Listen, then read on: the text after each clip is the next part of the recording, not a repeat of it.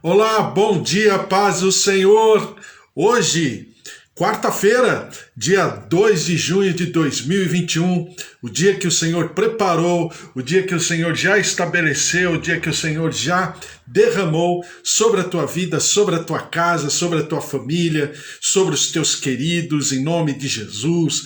E que se esse dia está acontecendo na nossa vida, porque é a possibilidade da vida, do cumprimento da palavra do Senhor, do mover de Deus sobre a tua vida, sobre a tua casa e sobre a tua família, em nome de Jesus. Glória a Deus, estamos cada dia, todos os dias, lendo uma pequena porção da palavra do Senhor, pensando um pouco a respeito, contextualizando para aquilo que o Senhor tem para a nossa vida, aquilo que o Senhor tem para falar, aquilo que o Senhor tem para nos ensinar, e assim a gente vai crescendo, vai se desenvolvendo, porque a fé vem pelo ouvir e ouvir a palavra do Senhor. E o ouvir, quando fala ouvir, fala na lógica hebraica, né? Ouvir e fazer. Né? Não adianta só escutar, mas precisa ouvir. Ou seja, assimilar no coração, absorver no entendimento e a partir daí começar a exercitar, desenvolver aquilo que a gente ouve como sendo algo necessário, determinante sobre toda a o nosso futuro, sobre toda a nossa vida, aquilo que vamos pensar, fazer, sentir, em nome de Jesus. Então é a palavra do Senhor. É a palavra do Senhor contextualizada, mas ao mesmo tempo é a palavra do Senhor com alicerce, né? Então nós lemos todos os dias, de maneira sistemática, de maneira seletiva, linear ou, como alguns dizem, por carreirinha, né? Todo dia um pequeno pedaço da palavra do Senhor pensando a respeito. Que o Senhor te abençoe nessa quarta-feira e você viva assim aquilo que é bom, perfeito e agradável. Então nós estamos lendo Mateus capítulo 22. Mateus capítulo 22. Já lemos a questão da parábola das bodas, né, que é a festa das festas, depois a questão do tributo, o que significa pagar tributo, pagar ou não pagar. E Jesus responde de uma maneira muito sábia: dai a César o que é de César e a Deus o que é de Deus. Ou seja, nós somos propriedade de Deus.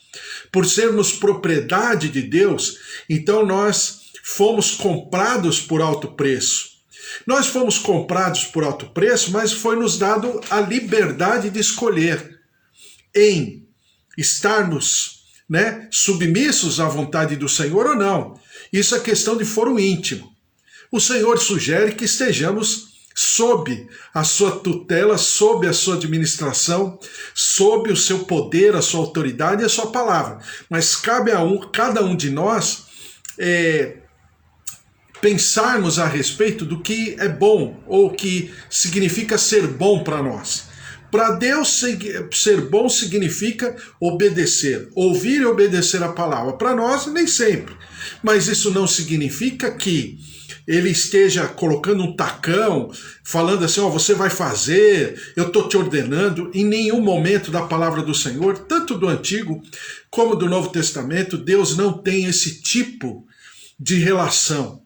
Não obstante ele poder ter essa capacidade, porque ele pode todas as coisas, mas ele não quer ninguém robotizado, né? Não quer ninguém automatizado, de maneira a não pensar, a não refletir. Pelo contrário, a palavra do Senhor é uma plataforma de reflexão. A Bíblia fala e recomenda, principalmente no Antigo Testamento, medita na minha lei. Meditar significa refletir, pensar a respeito, né? Ponderar o que significa a palavra de Deus dentro da minha história de vida, dentro do meu contexto de vida. E é por isso que eu coloquei acho que no YouTube eu coloquei ontem, né? Que a mente bíblica, ela não é pura e simplesmente o conhecimento de versículos bíblicos. A mente bíblica, ela é muito maior do que isso. A mente bíblica me faz pensar. me faz refletir. É exatamente nessa linha de raciocínio que eu tenho falado com você todos os dias. É por isso que nós pegamos a Bíblia de maneira linear, de carreirinha, né? Versículo a versículo, capítulo a capítulo, exatamente para que a gente possa entender que o Senhor tem toda uma linha, uma lógica. Não é pura e simplesmente faça isso ou faça aquilo, ou não faça isso ou não faça aquilo. Se eu for por esse caminho, eu estarei indo por um caminho de religião. É possível? É possível. É de todo ruim? Também não. Mas nós, fazendo assim, agindo dessa maneira, nós não teremos a liberdade do amor. E eu falei isso para você quando a gente falava sobre Jesus, e vou falar mais ainda quando a gente passar pelo texto, né? Quando diz que Jesus chorou por Jerusalém. E o que é chorar nesse momento? É exatamente porque aqui no Evangelho de Mateus, né? Mateus não pontua o choro de Jesus como os outros evangelhos falam sobre o choro de Jesus sobre Jerusalém. Porque o que é chorar? Na verdade, aquele que detém todo o controle, todo o mover, toda a autoridade, todo o poder, mas ama tanto, que chega no momento em que ele dá liberdade ao objeto amado. Se deseja amá-lo também ou não. E esse choro é um choro angustiante. Para nós que somos pais, né, que nem a pastora Mara que está aqui, já é vovó, a Amanda que é mãe, né? Isso significa o quê? Chega um momento da nossa vida que a gente fala para o nosso filho, até aqui a gente veio dessa maneira, agora é uma nova etapa, uma nova história. E a gente como pai, por dentro, de acordo com a decisão do filho, a gente chora. Mas o amor de fato, é o amor pontuado e determinado pela própria liberdade de se amar. É um paradoxo, mas é uma verdade. Então, é exatamente o amor de Deus nos amando, mas ao mesmo tempo não criando qualquer limitador, mas permitindo que, ainda que o objeto amado o rejeite, ele paga o preço. Mesmo assim, ele continua amando. Isso não significa que não haverão resultados por causa desse amor. Por causa desse amor correspondido ou amor não correspondido. Claro que haverá resultados. Eu sempre falo para você, maldição e bênção não são elementos que se buscam ou derramam do altar do Senhor. Não, maldição e bênção é resultado. A maldição é resultado da desobediência. E a bênção é o resultado da obediência. Eu até discutia ontem com a Amanda, conversava com ela. Às vezes a gente precisa saber o que é bênção na palavra de Deus. Mas que a bênção é o resultado da obediência, com certeza. Haja visto o que diz lá em Deuteronômio capítulo 14, capítulo 15, a respeito de bênção e maldição. Então é dessa maneira que a gente vai conversando e vai pensando a respeito. Vamos lá? Mateus capítulo 22, versículo 23. Mateus 22, versículo 23. É um texto muito, muito, muito contundente a respeito da ressurreição. E a gente vai entender por quê. Mateus 22, versículo 23 diz assim: Naquele dia, aproximaram-se dele alguns saduceus que dizem não haver ressurreição, e lhe perguntaram: Mestre, Moisés disse, se alguém morrer não tendo filhos, seu irmão casará com a viúva e suscitará descendência ao falecido. Eu vou parar nesses dois trechos só para a gente pensar. Os saduceus não criam na ressurreição, já falei isso para você. Não cria em vida após a morte, portanto não cria num mundo espiritual, não criam em tudo aquilo que diz respeito ao etéreo. ao abstrato, né? De maneira, agora eu estou falando de maneira positiva. Eles não acreditavam. Por que eles não acreditavam? Vamos pensar em todo o momento dos saduceus rapidamente. Os saduceus vêm de um grupo muito forte, porque é o grupo da bufunfa, é o grupo do dinheiro. É uma seita dentro do judaísmo, como as outras seitas, né? Como os outros grupos. O grupo dos fariseus, o grupo dos herodianos, o grupo dos essênios, né? Eram grupos dentro da religião judaica, tá? Como mais tarde será o próprio cristianismo. O cristianismo, ele parte de uma premissa, que era uma seita dentro do judaísmo. Claro que isso muda. Aos 80, 85 anos depois de Cristo, isso muda, né? Há uma cisão entre o cristianismo e o judaísmo. Mas até então, o cristianismo também era uma seita, um grupo dentro do judaísmo, tá? Então os saduceus eram um grupo dentro do judaísmo que a maioria dos sacerdotes eram associados desse grupo, dessa seita. Era um grupo mais forte porque era de poucas pessoas, mas era o grupo mais forte por causa da capacidade financeira. Esses saduceus têm origem possivelmente lá no tempo de Davi, de um sacerdote chamado Zadok, que protegeu Davi e muitas das rebeliões contrárias a Davi, ao reinado de Davi. Entre elas a rebelião de Absalão, que é mais importante, o filho de Davi. Você lê lá nos textos lá da história de Davi, 2 Samuel, capítulo 14, capítulo 15, capítulo 16, você vai ter toda a história ali. Então, Davi, esse Zadok, esse sacerdote, protegeu Davi. E quando Davi foi deposto por causa da entrada de Absalão, que violentamente se apodera do trono naquele momento, né? Vamos dizer assim, todo o primeiro escalão de Davi foge com Davi. Mas Davi pede para Zadok voltar para o templo e também estar como que olhando Absalão, tudo que está acontecendo e contando, mandando mensageiros para contar para Davi a quantas andam, né, a situação de Jerusalém no reinado, entre aspas, um reinado discutível, mas no reinado de Absalão. Então Zadok teve de Davi essa referência, porque Zadok foi um sacerdote fiel a Davi naquele momento. Depois vem o reinado de Salomão, e Salomão preserva essa fidelidade de Zadok com seus herdeiros.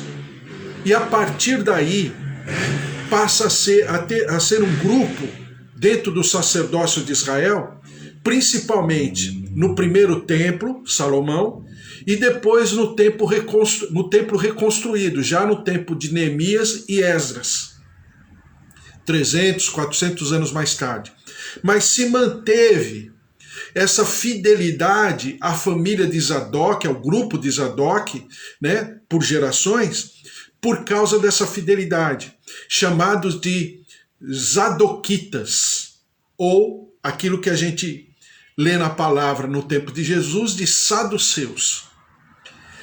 Esses sacerdotes, desde o tempo de Zadok, eles tinham uma característica: eles não iam contrário, eles não se posicionavam contrariamente ao governo, mas eles acreditavam que o governo, até mesmo os invasores, vinham de alguma maneira permitidos pelo Senhor.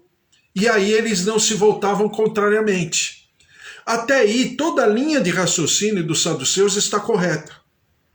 Mas com o tempo, os saduceus começaram a ser subservientes, principalmente aos dominadores. E começaram porque tinha uma capacidade cultural, uma capacidade educacional muito grande, porque sempre foram pessoas que passeavam politicamente, né, por todos os meandros da sociedade hebraica, mas também passeavam de uma maneira muito articulada com o poder político da época, fosse quem fosse o dominador. Então os saduceus começaram ao quê? Com o tempo, se acostumarem com vamos dizer, com seu poderio político-econômico. Quando eles começaram com isso, aí você vai lá para o tempo já dos Macabeus, Judas Macabeus, as histórias ali dos livros apócrifos da época, né?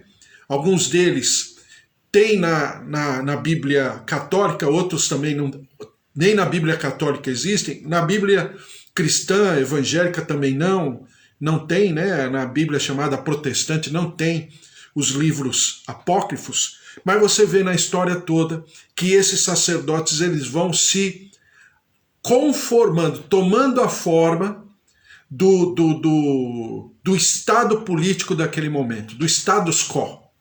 Então o que acontece? Eles vão aos poucos questionando a questão da ressurreição. Por quê? Porque os saduceus tomaram como base de apoio teológico para eles apenas a Torá.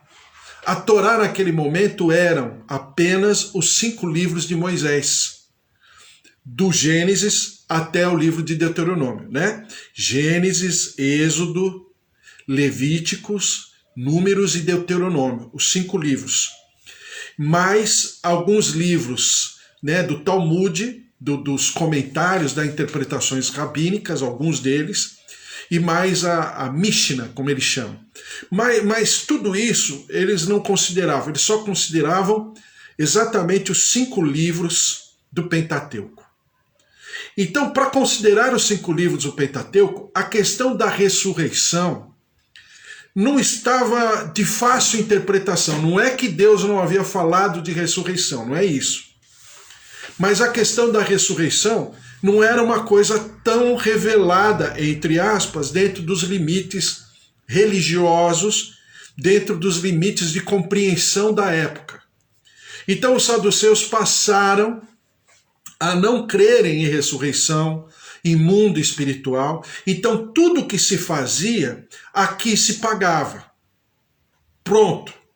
Então para eles, a questão do servir ao Senhor era a questão do templo, das obrigações do templo, do ofício sacerdotal, do ritual, da liturgia do templo.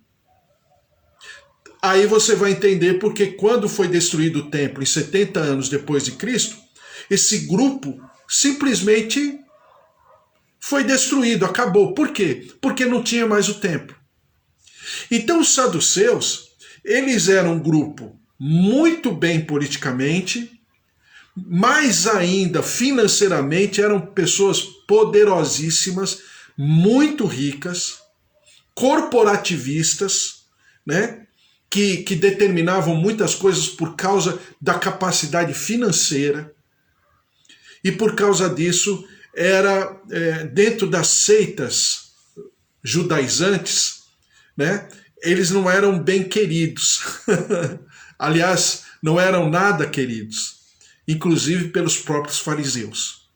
Mas você percebe que no tempo de Jesus eles se associam. Quando Jesus, e agora você vai me entender, quando Jesus responde apenas com textos do Pentateuco, dos 5 livros de Moisés, ele responde por quê? É isso que eu quero que você entenda. E é por isso que ter uma mente bíblica é mais do que conhecer versículos. O conhecimento de versículo, claro, é a base, mas é mais do que isso. O conhecimento do versículo é a base, mas existe um mundo por sobre esse versículo que a gente precisa entender. E ter uma mente bíblica é exatamente por causa disso. Por que Jesus responde assim? Porque era o limite deles. Então Deus nunca vai conversar com a gente, Deus nunca vai se manifestar fora daquilo que nós entendemos. Entenderam? Isso é uma verdade absoluta. Ainda que estejamos em limites, diante de limitadores, ou por causa de capacidade cultural, ou por causa até de capacidade mental, não é? É aquilo que Deus responde para Jonas. Como que eu vou destruir um povo que não discerne a mão direita da mão esquerda? E o livro de Jonas acaba exatamente com essa indagação de Deus para Jonas. Que Jonas estava assim, abismado. Por que Deus fez tudo o que fez e depois Deus teve misericórdia e não destruiu o povo de Nínive? Exatamente por causa disso. Então, outro dia conversando com a Amanda, eu falava para ela, a régua de aferição de Deus, ela é pessoal. Ainda que Deus se manifeste, porque é um ser geracional, ele se manifeste a gerações, ele se manifeste no coletivo, mas o tratamento dele é pessoal. Daí ser Deus. Né? Daí ser Deus diferente de tudo aquilo que a gente entende. É por isso que os nossos irmãos da banda Preto no Branco dizem ninguém explica Deus, porque é difícil entender com a nossa humanidade. Quando Jesus conversa com os saduceus, ele conversa na linguagem dos saduceus. Ele conversa no limite dos saduceus. Mas não era errado? Era errado. Mas Jesus desce ao nível deles e os eleva, se eles quisessem, claro, ou quiserem, e ele os eleva ao nível de compreensão divina. Isso não significa que Deus não nos levará ao pleno entendimento. Veja só a delicadeza de Deus. E aqui eu estou falando de Jesus, e aqui eu não falo Jesus como segunda pessoa da Trindade, eu sempre falo isso, mas Jesus como um instrumento da Trindade, do Pai, do Filho e do Espírito Santo. Mas Jesus aqui representa, ele é a voz divina, ele é a voz profética. Veja só, naquele dia aproximaram-se dele alguns saduceus que dizem não haver ressurreição e lhe perguntaram, mestre, Moisés disse, se alguém morrer não tendo filho, seu irmão casará com a viúva e suscitará descendência ao falecido. Ora, havia entre nós 7 irmãos. Aí os saduceus vão conversar com Jesus também na linguagem de Jesus, qual é? Da parábola. Veja só o conflito e ao mesmo tempo como o Senhor Jesus tem um espírito apaziguador, um espírito reconciliador. Né? Às vezes a impressão que a gente tem é que Jesus está batendo de frente.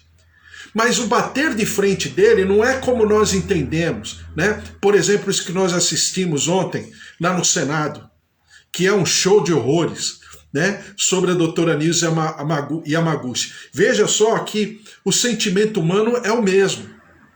Quando você tira no primeiro momento e você ouve, vamos dizer que a gente vai ouvir isso que aconteceu no Senado ontem, né, sobre a CPI a chamada CPI da cloroquina. Quando você vai lá, vamos dizer que a gente assista a esse documentário 50 anos depois. A impressão que dá é que os senadores estão preocupados com o Brasil mesmo. A impressão que dá é que a doutora Nilce Yamaguchi é uma grande charlatã diante daquilo que você viu ontem. Só que tudo aquilo é espuma, tudo aquilo é bafo. Como uma médica, doutora, cientista, renomada mundialmente, com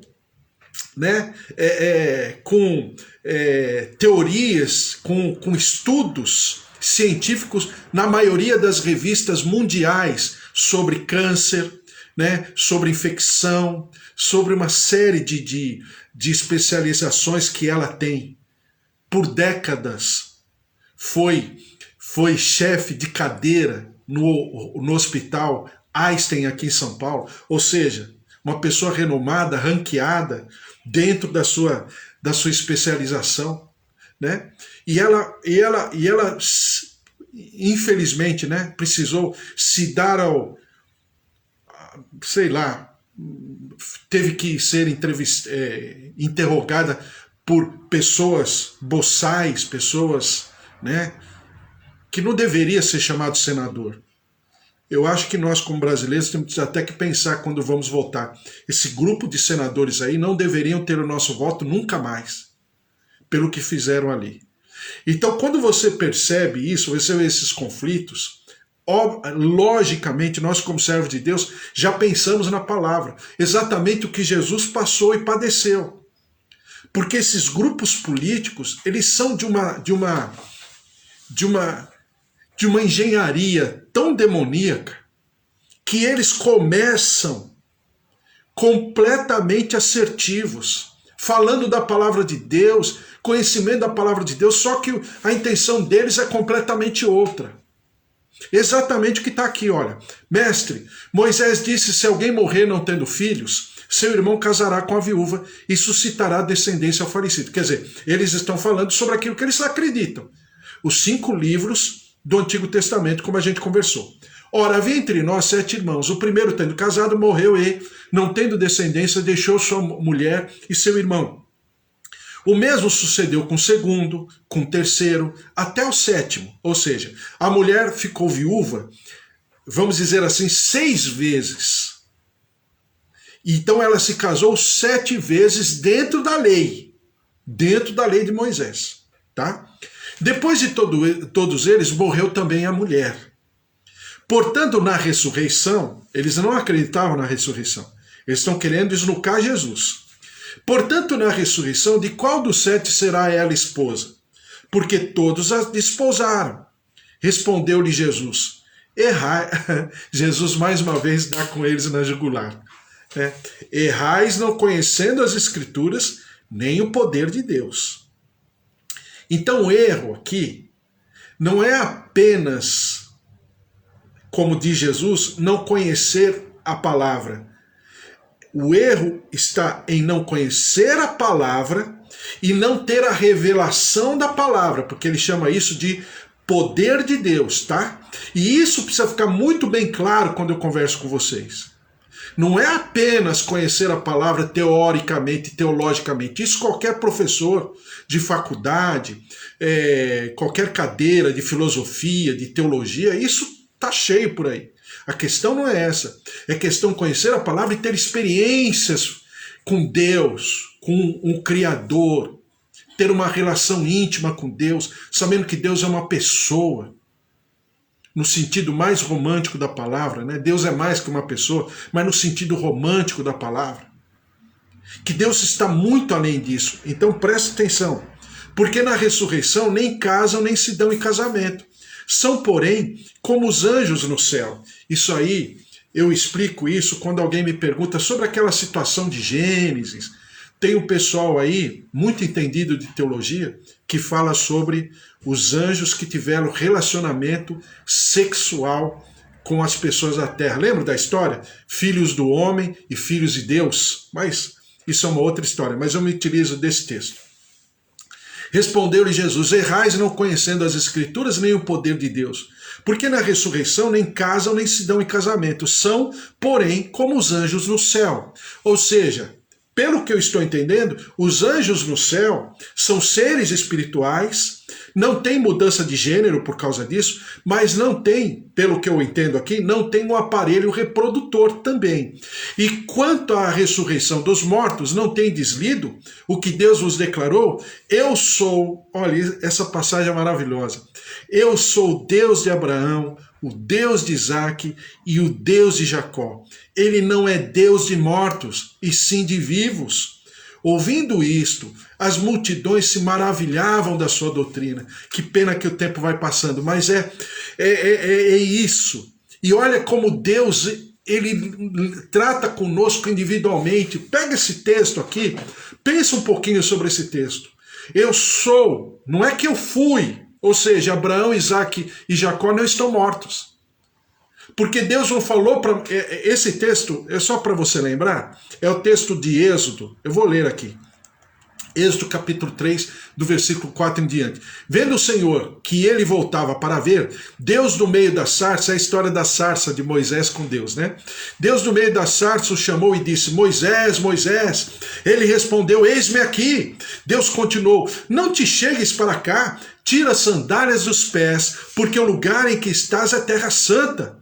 Disse mais, eu sou, puxa vida, eu sou o Deus do teu pai, o Deus de Abraão, o Deus de Isaac, o Deus de Jacó. Moisés escondeu o rosto porque temeu olhar para Deus. Eu gosto tanto desse texto, porque o Senhor está preocupado com o coletivo, com o povo inteiro, com uma nação, né? Chamaria mais tarde de nação de Israel. Então, Deus está preocupado com a nação. Só que Deus se manifesta a Moisés dentro da sua individualidade, da sua singularidade de deserto, de uma pessoa deposta, de uma pessoa frustrada, desanimada, aos 80 anos, depois de ter cometido erros astronômicos, porque ele matou um egípcio. E Deus se manifesta a ele individualmente. E ele fala: eu sou o Deus do teu pai, eu sou o Deus de Abraão, eu sou o Deus de Isaac e sou o Deus de Jacó. Ou seja, o teu pai, Moisés, me enxergou com uma lente. Abraão me enxergou com uma outra lente. Isaac me enxergou com uma terceira lente. E Jacó me enxergou com uma quarta lente, significando o quê? Que Deus se manifestou individualmente. Porque o Deus de Isaac, na sua manifestação, na sua expressão, talvez não tivesse a mesma característica, não que não fosse o mesmo Deus, mas não tivesse as mesmas características do Deus de Abraão. Porque o Deus de Abraão é o Deus que chama Abraão. É o Deus que conversa com Abraão dentro de uma lógica que não existia monoteísmo. A humanidade era politeísta. Mas o Senhor fala com Abraão de maneira singular, pessoal, individual. Quando Deus fala com Isaac, Deus já fala com Isaac, mas Isaac usando como referência o Deus de Abraão. Quando Jacó fala com Deus, Jacó, ele fala que lhe daria o dízimo. Lembra lá da história da escada que subia até o céu? Por quê? Porque ele prometeu que se o Deus do seu pai estivesse com ele, ele também o serviria. Quer dizer, cada um teve a sua experiência individualmente falando. Então, o que Jesus está falando aqui para os saduceus é maravilhoso, é muito precioso, é especial, porque fala da nossa relação individual com Deus. Aquilo que no coletivo ele se manifesta, mas ele nos trata individualmente. Ele deseja uma relação pessoal. É por isso que não fala aqui, e eu gosto dessa tradução, que é a Bíblia que geralmente eu uso, que eu gosto dessa tradução, porque tem algumas traduções que falam: eu sou o Deus de Abraão, de Isaac e de Jacó. Não fala que é o Deus de Abraão, o Deus de Isaac e o Deus de Jacó. Isso no hebraico tem uma diferença monumental. Porque é o Deus que enxerga coletivo, que se manifesta coletivamente, que se manifesta sobre uma nação, mas que nos trata individualmente, com cada um de nós, no nosso sentimento. É exatamente o que Deus está fazendo através de Jesus com os saduceus. Por quê? Porque Jesus responde com o Pentateuco. Jesus não responde com outra escritura. Aí você vai falar: mas Jesus não conhecia a palavra inteira? Desde os profetas menores, profetas maiores, os livros históricos, o Pentateuco? Não, tudo bem que Jesus conhece, mas Jesus conversou com eles a partir do conhecimento deles. Jesus, e daí o confronto de Jesus ser diferente. Porque Jesus respeitava os seus limites. E Jesus conversou com eles nos seus limites. E Jesus conversou com eles dentro do livro do Êxodo, que é exatamente o chamado de Moisés. Que eles tinham Moisés assim, em altíssimo nível, altíssima estima. Tudo era Moisés. Então, Jesus responde a eles com a palavra de Moisés. Ou seja, eu não fui o Deus de Abraão. Eu não fui o Deus de Isaac. Eu não fui o Deus de Jacó. Ele diz: eu sou. Eu sou o Deus de Abraão. Eu sou o Deus de Isaac. Eu sou o Deus de Jacó. E ainda, né, Deus acrescenta, eu sou o Deus do teu pai. Quer dizer, o pai de Moisés também tinha o seu Deus Todo-Poderoso, que fez o céu e a terra, o Elohim, o Eloí, o Deus Altíssimo, Elohim, o Deus Todo-Poderoso que fez o céu e a terra. Exatamente essa didática maravilhosa espiritual que o Senhor Jesus fala para os saduceus. Eu sempre falo para você, né? A palavra de Deus, ela é maravilhosa, é muito especial. Ela fala muito com a gente. Então a palavra do Senhor fala: errais não conhecendo as Escrituras nem o poder de Deus. Quando eles perguntam para Jesus, eles perguntam sobre uma lei chamada a lei do levirato. Ou, no nosso português, a lei do cunhado. Que lei é essa? Eu vou ler aqui rapidamente. Deuteronômio capítulo 25, do versículo 5 a 9. Se irmãos morarem juntos e um deles morrer sem filho, então a mulher do que morreu não se casará com outro estranho, fora da família. Seu cunhado a tomará e a receberá por mulher. Então qual era a lei do levirato? A lei do levirato é exatamente a lei do cunhado. Se o seu irmão morre e essa pessoa já contraiu um casamento, contraiu uma família, o outro irmão se casaria com a sua cunhada, né, com a viúva. Por quê? Para manter a família, para manter o nome da família, para manter o status de família de Israel, de uma família hebreia. Nós estamos falando lá do início de uma população, né, e que o Senhor Deus está protegendo, preservando aquela família. É igual ao que eu te falei quando aconteceu aqui na guerra do Paraguai contra a chamada aliança, né? A trialiança, né, de Brasil, Argentina e Uruguai, que dizimaram o povo paraguaio. E aí o governo paraguaio, naquele momento, falou o quê? Falou que um homem poderia contrair uma ou duas famílias. Por quê? Porque não tinha homem. Né? Essa guerra, destruiu o povo paraguaio. Então é exatamente a mesma coisa. Então nós temos que entender essas particularidades, né, do momento, da história, para depois a gente não ficar pegando apenas a letra pela letra e enfiando goela abaixo, falando, agora o cunhado pode casar com a... Não é bem isso. Era aquele momento, era naquela história, no início de um povo, no início de uma nação que ainda se enxergava como escravo, né? Ainda se enxergava como escravo, não como pessoa livre, e aí tem toda uma história. Glória a Deus, vamos orar, colocar tudo diante do Senhor, mas o que eu queria deixar assim para você é exatamente o que Deus faz, o que Jesus deixa muito bem claro, que o Senhor nos trata individualmente, pessoalmente, cada um de nós sabe e conhece o Deus que serve. Ou, pelo menos, tem toda a liberdade para conhecer. Ou, pelo menos, tem toda a liberdade para desejar conhecer. E isso é maravilhoso. Por isso que o nosso Deus, ele não cabe numa caixinha. Ele não cabe, né?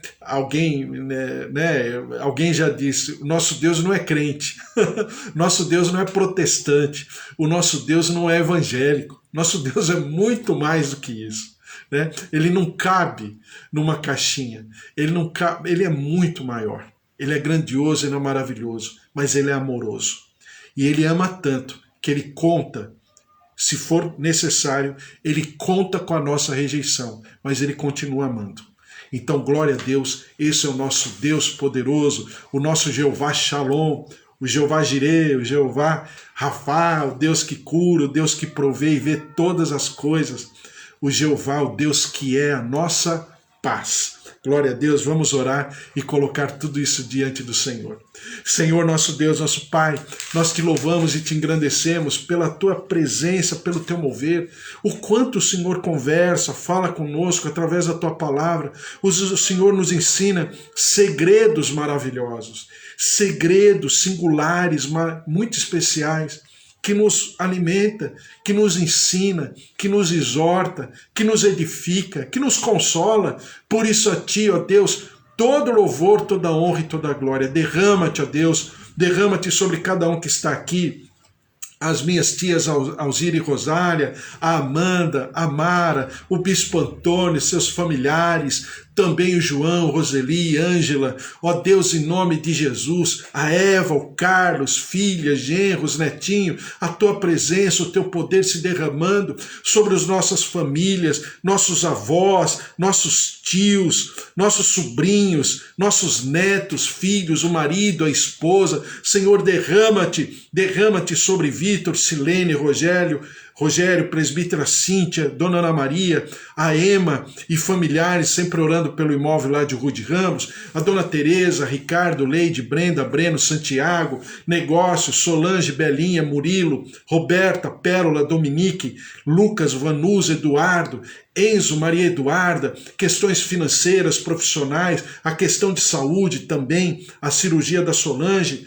a pastora Júlia, Renan, Nadivaldo, Mário, Paulo, Eric, Gabriel, pastor Douglas, a Angélica, a Cris, que é gerente lá da região, Cris Sacaui também, que com a sua família está até no ministério, né, Ministério de Moradores de Rua, e também Magmar, João Paulo, Rafa, Mariana, Abraão, a Irene Curcelli, que pede pelos seus familiares, os seus queridos que estão passando pela Covid-19, Janaína, Nair, Odair, Clarissa, a glória, a presença, o mover, o poder de Deus sobre cada um, derramando da graça, derramando da cura. Senhor, visita-nos no nosso corpo, nossos nervos, artérias, ó Deus, tendões, coração, músculos e também, ó Senhor, fígado, rins, pulmões, vias aéreas, vias respiratórias, a Covid-19, que é uma enfermidade vascular. Senhor, visita os vasos, as veias, a presença, o poder de Deus se manifestando também sobre as vias aéreas, vias respiratórias, tireoide, olhos, ouvidos, recebam a vida, recebam poder de vida, a palavra de ressurreição do Senhor, em nome de Jesus. Toca, visita, cura, restaura, e nós daremos sempre ao Senhor todo louvor, toda honra e toda glória. Senhor, derrama-te sobre as taxas dos teus servos, trazendo equilíbrio, visitando com saúde, com bem-estar, e nós daremos sempre ao Senhor todo louvor, toda honra e toda glória. Senhor, derrama-te sobre o nosso país, como eu estava falando agora há pouco. Nós, Senhor, temos errado muito como povo brasileiro, como cidadão brasileiro, quando elegemos certas figuras, ó Deus, que são caricatas em relação à necessidade do nosso país. Por isso, ó Deus, tem misericórdia. Senhor, vem com a tua justiça, com o teu juízo, move-te dos céus, derrama-te com a tua paz, com a tua presença, com o teu poder. Move-te, ó Deus, sobre o nosso país, curando, visitando, tendo compaixão, tendo misericórdia, libertando-nos dessa maldição, ó Deus, e levando-nos ao pleno conhecimento, ao convencimento do pecado, da justiça, do juízo, e nós daremos sempre ao Senhor todo louvor, toda honra e toda glória. Cura, visita, consola, conforta o nosso povo, e nós te louvaremos sempre, em nome de Jesus. Por isso, ó Deus, derrama-te sobre a nossa quarta-feira. Ó Deus, visita-nos com os nossos afazeres, nossas tarefas, nossas responsabilidades, aqueles que pedem, ó Deus, por livramentos, por caminhos, ó Deus, em meio a tantas situações, caminhos de prosperidade, de bênção, de sucesso, de uma capacidade profissional, financeira, material, e nós te louvaremos sempre, e daremos sempre ao Senhor todo louvor, toda honra e toda glória, em nome de Jesus. Amém. Amém. Glória a Deus, que o amor do Deus Pai Todo-Poderoso, que fez o céu, a terra, a vida vitoriosa em Jesus Cristo, e as consolações do Espírito Santo da promessa estejam sobre a tua vida, a tua casa, a tua família, se derramem maravilhosamente sobre todos os teus queridos, em nome de Jesus. Porque se Deus é por nós, quem será contra nós? Se o Senhor é o nosso pastor, de nada nós teremos falta. Lembre-se que terça-feira que vem, dia 8, nós teremos aí uma programação especial às 8 horas da noite, né? Nós vamos ter uma live aí, eu vou estar conversando com a pastora Mara sobre igreja, sobre cura, sobre restauração na vida pessoal, espiritual, dos sentimentos, restauração emocional, e o que significa uma igreja nesses nossos tempos, de como viver, de como proceder, como ter comunhão, como ter cobertura, chamada cobertura da igreja, em nome de Jesus, coisas assim maravilhosas. E eu te convido a partir das 8 horas da noite, terça-feira que vem, em nome de Jesus, tá bom? Deus te abençoe, o Senhor te abençoe, o Senhor te guarde, e você tem aí uma quarta-feira maravilhosa, certo, Amanda? Um beijo para você, minha tia Alzira, minha tia Rosália, Mara, Bispo Antônio, um beijo para vocês, fiquem na paz, até amanhã, 10 horas da manhã. Fiquem com Deus, tchau, tchau.